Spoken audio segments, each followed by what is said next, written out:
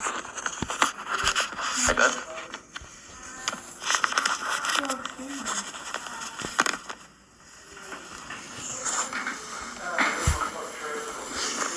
Doing all right today? Yep, I'm tired this morning for some reason, but I'm doing okay. Well, I got a good excuse. Just call it Monday. Yeah, I guess so.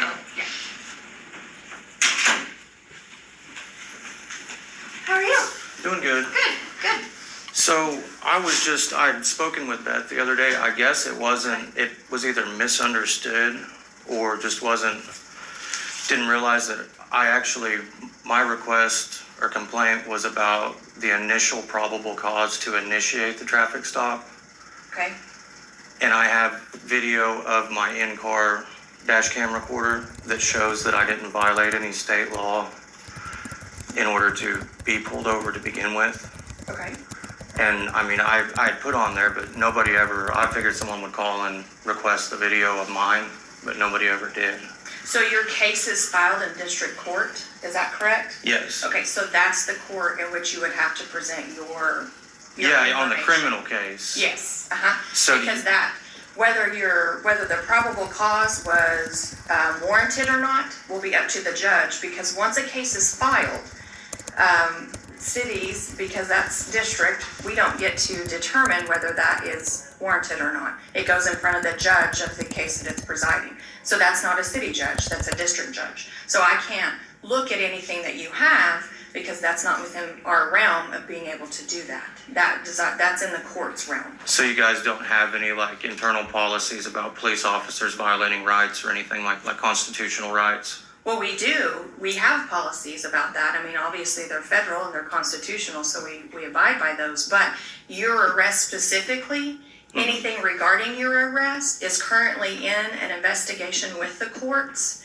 and we cannot intervene in that court proceedings. Yeah. That's something you have to take up with the judge, not us. The judge Yeah. presiding over the case, that's who you have to talk to, not us individually. And then if the judge finds that there's reasons for the claims that you're making, then the judge will have to contact us, and whoever I don't know who the presiding judge is right now, they will contact the municipality or the arresting agency and deal with it that way. Okay, so you're saying just hypothetically, file a motion to suppress and dismiss, judge sees the video, says I didn't do anything, then they contact you to file charges on the officer who violated my rights? It's up to the presiding judge, yes. Okay, see, For us to start getting in the middle of that, we would be in violation of trying to interfere with the court proceedings. We can't do that. Okay, I just wasn't sure how your policies defined if about the officers being punished or Once not. the case goes to court, there's not a lot we can do until that case is. Yeah, I'm not like trying to get you to bullshit. dismiss my case or anything. Yeah. That's- And there's just so much we can do while it's in the judge's realm. Citizens Action Okay. Committee. So we just kind of have to go, we can't interfere and get in trouble. But we do have your request and we are processing it, making sure we have everything that you've requested. But you giving us those things, that needs to be in the judge. You need to give it to the judge that's having the ruling, basically. Okay, because that won't happen for a period of time as well as because in the ordinance it says that I only have up to 120 days to submit a complaint. Yeah. So And you did. my complaint will be active until the outcome of the court, and Correct. then whether I decide to file civil suit or anything Correct. like that. That's what I said. We're bound by those rules and laws too. And so we have it. We're processing it. And as soon as, if those cases were filed in city court, that would be different because it is within our jurisdiction. But the fact that it's filed in district court, we just don't have that. So. Okay. Well, and the other reason for making the complaint is to make you guys aware that he did not have a reason to pull me over, and I'm sure that I'm probably not the only one that has had a similar issue. And I know that this isn't the time or place, but when I was arrested by Rick Garcia in 19, if I would have had that video, I would have got that case dismissed, and that's why I bought my dash cam. Okay. And I think that in this day and age, it would probably be a good idea to look at some grants maybe to get in-car dash cams on the local police vehicles just to prevent this from happening and preventing it from being an issue. And that way the officer knows, like, well, you know, he smelled like alcohol, and then, like in my case, there's actually no evidence that there was alcohol in my system.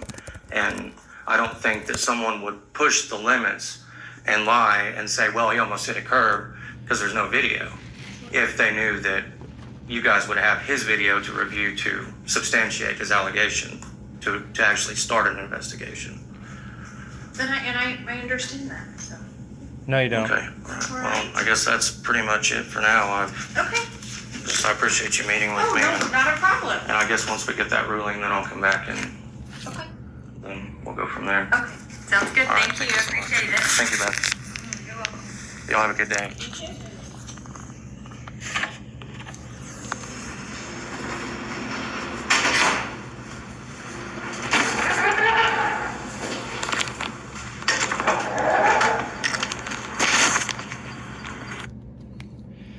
Well, if only somebody could have warned the city manager 2 years ago that Monty Goodwin was a man of questionable morals and integrity. And because the problem is, once an officer crosses the line between right and wrong, legal and illegal, the line is non-existent.